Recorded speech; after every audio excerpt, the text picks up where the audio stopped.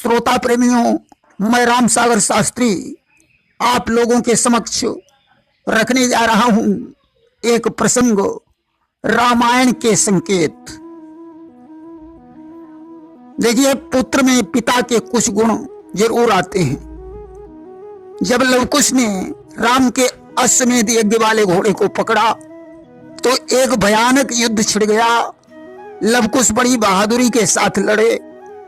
युद्ध में शत्रुघ्न, लक्ष्मण, भरत आदि योद्धा परास्त हो गए।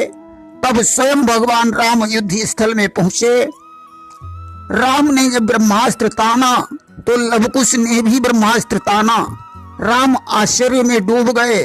उसी समय वाल्मीकि जी ने आकर राम को सावधान कर दिया कि तभी सुनी कुछ दूर से प्रभु ने ऐसी टेर, सावधान करना नहीं यह अनीति अंधेर। उन्होंने कहा, राम पिता के गुण बच्चे में जरूर आते हैं, क्योंकि लव और कुश आपके ही पुत्र हैं।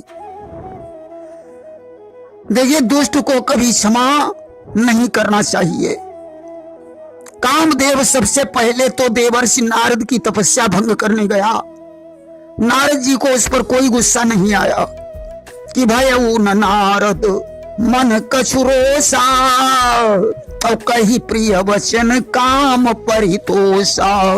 नारद जी ने प्रिय वचन कहकर उसे समझा बुझा कर भेज दिया। परंतु दूसरी बार इसने नारद के पटकी ही लगा दी, जो विश्व मोहिनी को देखकर मोहित हो गए।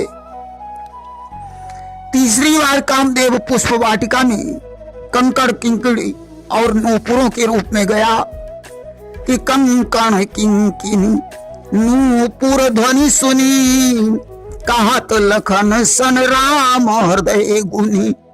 जब राम ने सीता जी के कंकड़ किंकड़ी और नूपुरों की ध्वनि को सुना तो उन्होंने लक्ष्मण से कहा कि हे लक्ष्मण, बड़ा अचंभा है, सारा उपवन झनकार उठा, छा गई सरसता कमलों पर, भ्रमरों का दल गुंजार उठा।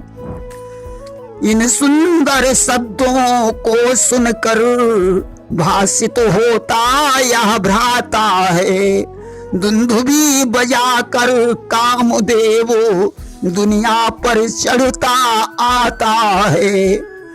जिन कानों ने उपदेश सुने उनके अब ढंग निराले हैं, जो नयन लजीले रहे सदा वे किसे देखने वाले हैं। अपना तो ऐसा धर्म नहीं जो तके पराई कन्या को, हे लखन यहाँ से शीघ्र चलो, हो रही देर गुरु पूजा को। चौथी बार कामदेव राम के विवाह में घोड़े के रूप में पहुंचा कि जय ही तुरंग पर राम विराजे, और गति बिलो की खगनायक लाजे। जिस घोड़े पर राम बैठे हुए हैं उसकी चाल को देखकर गरुड़ भी लज्जित हो रहे हैं कि कहीं न जाई सब भांति सुहावा, और बाजी बेस जनु काम बनावा। पांचवी बार कामदेव भगवान शंकर के पास पहुंचा। भोलेनाथ ने विचार किया कि इसे नारद ने क्षमा कर दिया था, परंतु दोबारा इसने उनके पटकी ही लगा दी। आज तो यह क्षमा करने के योग्य नहीं है। अब तब सेवती सर नयन उघारा, और तुरंत ही काम भयउ जरी छारा। इसलिए उन्होंने तीसरा नेत्र खोलकर कामदेव को भस्म कर दिया। देखिए, राम ने ही धनुष क्यों तोड़ा, अन्य राजा क्यों नहीं तोड़ पाए, समझने की बात है। अन्य राजा जब धनुष को तोड़ने के लिए उठे तो कैसे उठे कि परिकर बांधी उठे अकुलाई, और चले इष्ट देवन सिरुनाई। कमर कसकर अकुलाकर उठे और अपने इष्ट देवों को सिर नवाकर चले। अब बताओ अकुलाहट में कोई कार्य कैसे सिद्ध हो सकता है? और जब उसे उठाते हैं तो कैसे उठाते हैं कि तमकी ताकी तकी शिव धनु धरही और उठई न कोटि भांति बलु करही। वे बड़े ताव से शिव जी के धनुष की ओर देखते हैं और फिर निगाह जमा कर उसे पकड़ते हैं, करोड़ों भांति से जोर लगाते हैं, परंतु धनुष उठाए से नहीं उठता। ताव में भी कार्य का नुकसान हो जाता है। और राम जब धनुष तोड़ने के लिए उठे तो कैसे उठे कि ठाड़ भये उठी सहेज सुभाई ठवनी जुआ मृगराज लजाए। न उनके मन में हर्ष है न विषाद है, सरल स्वभाव से उठ खड़े हुए। उनके खड़े होने की शान से जवान सिंह भी लज्जित हो गए। गुरु पद बंदी सहित अनुरागा राम मुनि ने सनयाय सुमागा। प्रेम सहित गुरु के चरणों की वंदना करके उन्होंने मुनियों से आज्ञा मांगी।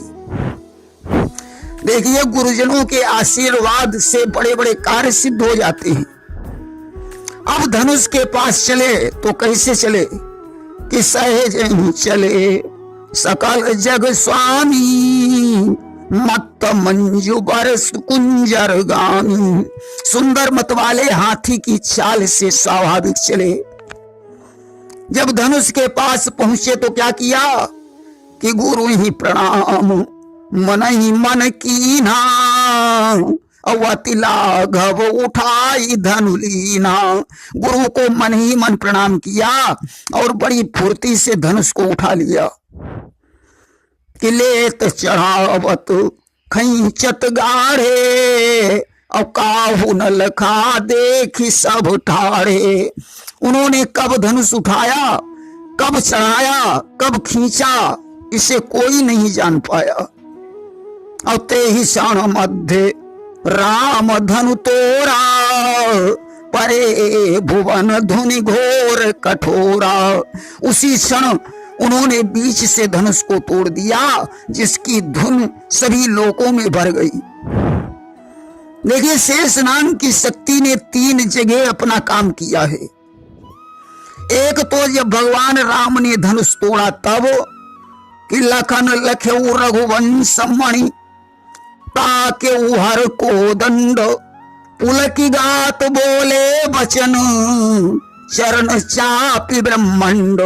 जब राम ने शिव जी के धनुष की ओर ताका तो लक्ष्मण ने पुलकित होकर ब्रह्मांड को अपने चरणों से दबा लिया और दिग्गजों को पृथ्वी थामने के लिए सावधान कर दिया। दूसरा, जब अंगद ने रावण की सभा में अपना पैर जमाकर कहा कि जो मम चरण सकई सठटारी और फिर ही राम सीता मैं हारी। जो हमारे पैर को उठा देगा तो रामचंद्र वापस लौट जाएंगे, मैं सीता जी को हार जाऊंगा। तीसरा, जब मेघनाद ने लक्ष्मण पर शक्ति बाण का प्रहार किया तो मेघनाद जैसे अन्य तमामों योद्धा लक्ष्मण को उठाकर लंका में ले जाने का विचार बनाने लगे कि मेघनाद समकोटि सत जोधा रहे उठाई जगदाधार शेष किमी उठई चले खिसियाई। परंतु जब उठा नहीं पाए तो खिसिया कर चले गए। देखिए, लक्ष्मण को क्रोध कब और कहां कहां आया। एक तो जिस समय जनक ने कहा कि अब पृथ्वी पर कोई वीर नहीं रह गया है, तब लक्ष्मण को क्रोध आ गया और उन्होंने राम से कहा कि जो तुम्हार अनुशासन पावं तो कंदु कैव ब्रह्मांड उठावं। अगर मुझे तुम्हारी आज्ञा मिल जाए तो मैं गेंद के समान ब्रह्मांड को उठाकर कच्चे घड़े की तरह फोड़ डालूं। अगर तुम्हारी आज्ञा हो तो मैं शत्रक दंड की तरह धनुष को तोड़ डालूं। दूसरा क्रोध इन्हें सुग्रीव पर आया। जब उन्होंने धनुष पर बाण चढ़ाकर सुग्रीव को दंड देने का विचार किया, उस समय राम ने लक्ष्मण को समझाया कि तब अनुज समुझावा रघुपति करुणा शिव, भय दिखाई लैया बहु तात सखा सुग्रीव। लक्ष्मण, सुग्रीव को भय दिखाकर यहां मेरे पास ले आइए।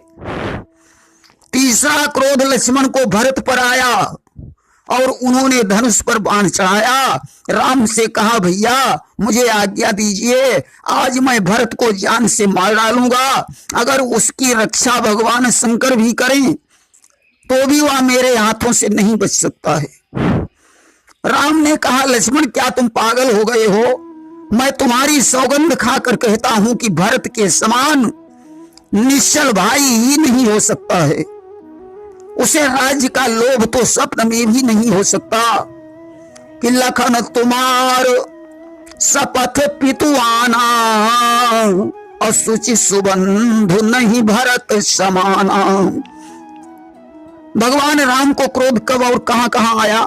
देखिए, एक तो सुग्रीव पर इन्हें क्रोध आया, जिसने राज्य को प्राप्त करने के पश्चात राम का ख्याल ही नहीं किया। उस समय इन्होंने लक्ष्मण से कहा कि जय ही सहायक मारा मैं बाली, और ते ही सर हताऊं मूढ़ कहूं काली। मैंने जिस बाण से बाल को का वध किया है, उसी बाण से मैं कल सुग्रीव का वध कर डालूंगा। अरे जिनकी कृपा से काम, क्रोध, मद, लोभ, मोह आदि विकार नष्ट हो जाते हैं, उन्हें तो स्वप्न में भी क्रोध नहीं आना चाहिए। लेकिन दूसरा क्रोध इन्हें समुद्र पर आया कि विनय न मानत जलधि जड़, गए 3 दिन बीत, बोले राम सकोप तब, भय बिनु होई न प्रीति। समुद्र की 3 दिन प्रार्थना की, परंतु समुद्र ने इनकी विनय को स्वीकार नहीं किया। तब राम ने लक्ष्मण से कहा कि लक्ष्मण भानु सरासन यानु, अशोखं बारिध विशिख कृषानु। हे लक्ष्मण, मेरा धनुष बाण लाइए, मैं आज बाण मारकर समुद्र को ही सुखा दूंगा। लेकिन मानस में एक चौपाई आती है कि बारू भलवास नरक को ताता, पर दुष्ट संग जनि देई विधाता। दुष्ट के साथ से नरक में जाना भी अच्छा है। देखिए, दुष्ट 4 प्रकार के होते हैं: सठ, खल, मूर्ख और नीच। सठ के लिए लिख दिया गया कि सठे साठ्यम समाचरित, सठ के साथ सठता ही करनी चाहिए।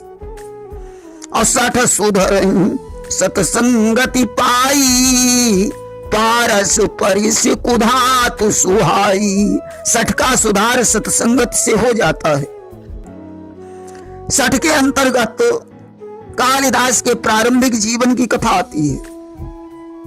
और देखिए, खल अपना आडंबर बनाता है, परंतु उसका स्वभाव कभी नहीं जाता है कि खल होकर भल पाई सुसंगू, और मिटई न मलिन स्वभाव अभंगू। एक कवि ने लिख दिया कि कितना ही सत्संग करे वो, सुजन साधु निर्मल का जाता, कभी स्वभाव न खल का जाता, कभी स्वभाव न खल का। मिश्री मिश्रित तो पैसे सिंचन करो नीम के थल का, किंतु साध कड़वा ही होगा, सदा नीम के फल का जाता, कभी स्वभाव न खल का। भले ही नीम के वृक्ष को दूध में मिश्री मिलाकर सींचा जाए, परंतु उसका फल कड़वा ही होगा। नकली साधु इसका उदाहरण है। साधु वेशी रावण जब सीता हरने के लिए गया तो उसे खल कहा गया है। अमूर्ख, मूर्ख के हृदय में तो कभी चेत ही नहीं हो सकता कि मूर्ख हृदय चेत नहीं आना, और चही गुरु मिलई बिरंची समाना। भले ही ब्रह्मा क्यों न गुरु बनकर आ जाए, परंतु उसके हृदय में चेत नहीं हो सकता है। देखिए मूर्ख 64 प्रकार के होते हैं। और नीच के लिए तो लिख दिया गया कि जाते नीच बड़ाई पावा, असो प्रथम हतिताहि न सावा। नीच जिससे बड़ाई प्राप्त करता है उसी को नष्ट करने की कोशिश करता है। जैसे धुआं आग से उत्पन्न होता है और वही धुआं मेघ बनकर आग को बुझा देता है। एक बार एक महात्मा की गोद में बिल्ली के भय से एक चूहा कूद कर गिरा। महात्मा जी ने उसे बिल्ली बना दिया, बिल्ली से कुत्ता और कुत्ता से शेर बना दिया, तो वह उन्हीं को खाने के लिए दौड़ा। महात्मा जी ने उसे फिर चूहा बना दिया कि पुनर्मुस्को भव, फिर से चूहा हो जा। देखिए नारद मुंह में, नारद के अंदर, देवर्षि नारद के अंदर 8 अवगुण दिखाए गए हैं जो स्त्रियों में पाए जाते हैं। कि साहस अनृत चपलता माया, अभय अविवेक शौच यदाया। ये 8 अवगुण देवर्षि नारद जी के अंदर पाए गए।